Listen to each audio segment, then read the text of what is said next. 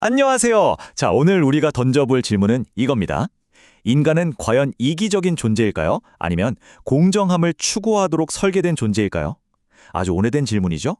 오늘 저희는 이 미스터리를 게임 이론이라는 아주 흥미로운 도구를 가지고 한번 파헤쳐 볼 겁니다. 자, 바로 본론으로 들어가서 제가 질문 하나 드릴게요. 여러분, 혹시 공짜 돈을 거절하실 수 있나요? 에이, 그걸 왜 거절해? 하시겠죠? 당연합니다. 그런데요, 이 간단해 보이는 질문에 대한 답이 생각보다 훨씬 복잡합니다. 그리고 바로 이 지점에서 인간 본성에 대한 아주 놀라운 사실들이 드러나기 시작하죠. 네, 그럼 이 10만 원짜리 질문 속으로 한번 들어가 볼까요? 이 문제를 제대로 이해하려면요, 먼저 전통적인 경제학이 인간을 어떻게 바라봤는지부터 알아야 합니다. 모든 것 말이죠, 합리적 선택이라는 아주 단순하면서도 강력한 아이디어에서 출발하거든요. 이게 무슨 말이냐면요. 되게 간단해요. 사람은 언제나 자기 이익을 최대치로 끌어올리기 위해 행동한다. 뭐 이런 가정이죠. 되게 논리적으로 들리잖아요. 근데 과연 정말 이게 전부일까요?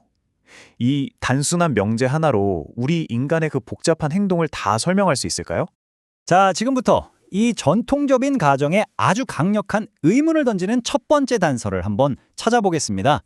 마치 추리소설처럼 말이죠. 그 단서의 이름은 바로 최후 통첩 게임입니다. 이 최후 통첩 게임 규칙은 정말 간단합니다. 참가자는 딱 두 명이에요. 한 명은 돈을 어떻게 나눌지 제안하는 사람, 다른 한 명은 그 제안을 듣고 답하는 응답자가 되는 거죠. 근데 이 단순한 판 위에서 인간 심리의 아주 깊은 곳을 엿볼 수가 있습니다. 규칙을 좀 더 자세히 볼까요? 자, 먼저 제안자가 10만 원을 받습니다. 그리고 이걸 응답자랑 어떻게 나눌지 제안하는 거예요. 예를 들면 내가 9만 원 가질게, 넌 1만 원 가져. 이렇게요. 그럼 이제 공은 응답자에게 넘어갑니다. 여기서 진짜 중요한 게 뭐냐면 응답자가 오케이, 좋아 하면 제안대로 돈을 나눠 갖는 거고요. 만약 싫어 하고 거절하면 두 사람 다 한 푼도 못 받게 되는 겁니다. 말 그대로 전부 아니면 전무인 거죠. 자, 여기서 여러분이 그 응답자라고 한번 상상해 보세요. 아까 말했던 합리적인 인간이라면 어떻게 행동해야 할까요? 상대가 1만 원을 주던 1,000원을 주던 심지어 100원을 준다고 해도 어쨌든 0보다는 크잖아요? 그럼 무조건 오케이 하는 게 이득 아닐까요? 그쵸? 그런데 실제 실험 결과는 경제학자들을 정말 깜짝 놀라게 만들었습니다.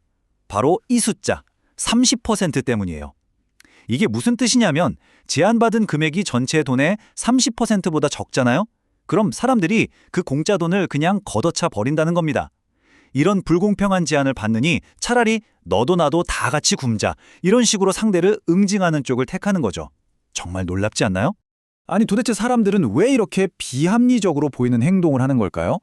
이게 정말 순수하게 공정함을 추구하기 때문일까요? 아니면 뭔가 다른 이유가 숨어 있는 걸까요? 그래서 과학자들이 이 동기를 정확히 분리해내기 위해서 또 다른 실험을 하나 설계합니다. 그게 바로 독재자 테스트예요. 이 독재자 게임은요, 최후 통첩 게임이랑 거의 똑같은데 딱 한 가지 아주 결정적인 차이가 있습니다. 바로 응답자에게 거부권이 없다는 거예요. 제안자가 이름 그대로 독재자가 되어서 그냥 난 이렇게 나눌 거야 하고 통보하면 응답자는 무조건 따라야 하는 거죠.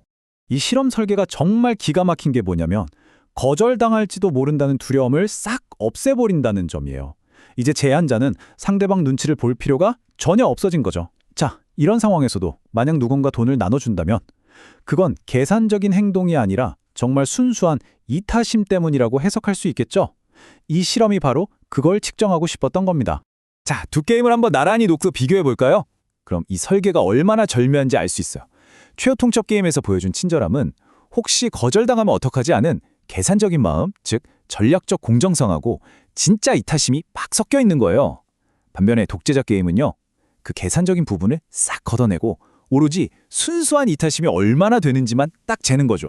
결과는요, 정말 흥미롭습니다.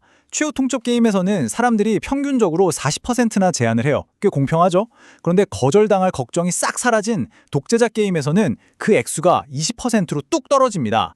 하지만 여기서 진짜 중요한 건 이게 0%가 아니라는 점이에요. 아무도 뭐라고 안 하는데도 많은 사람들이 여전히 자기 몫을 떼어서 나눠준다는 거죠. 이게 바로 우리 인간에게 순수한 이타심이 존재한다는 강력한 증거가 아닐까요? 자, 이제 우리가 모은 두 가지 단서를 합쳐볼 시간입니다. 이 실험 결과들은 우리 인간이 결정을 내릴 때 그 동기가 대체 무엇인지에 대해 뭘 말해주고 있을까요? 단순히 공정해서? 아니면 친절해서? 그것도 아니면 뭔가 또 다른 게 있는 걸까요? 알고 보니 우리 마음속에는 정말 다양한 동기들이 복잡하게 얽혀 있었습니다. 첫 번째는 거절당하기 싫어서 공정한 척하는 전략적 공정성. 두 번째는 그냥 순수하게 남을 돕고 싶은 마음, 이타심. 세 번째는 불공평한 꼴은 절대 못 보는 불평등 혐오. 그리고 마지막으로 내가 좀 손해보더라도 쟤는 망하게 해야겠다 하는 악의성까지도 있다는 겁니다. 여기서 말하는 이타심이라는 건 바로 독재자 게임에서 우리가 봤던 바로 그 마음이에요. 내가 조금 덜 가져도 남이 행복해지는 걸 보면서 만족감을 느끼는 마음. 누가 시키지 않아도 기꺼이 나누게 만드는 힘, 바로 그겁니다. 그런가 하면 정반대의 감정도 있죠. 바로 악의성입니다. 이 감정을 정말 기가 막히게 표현한 우리 속담이 하나 있잖아요. 네, 맞습니다. 사촌이 땅을 사면 배가 아프다. 남이 잘 되는 게 꼭 내가 손해보는 것처럼 느껴지는 바로 그 상대적 박탈감을 말하는 거죠.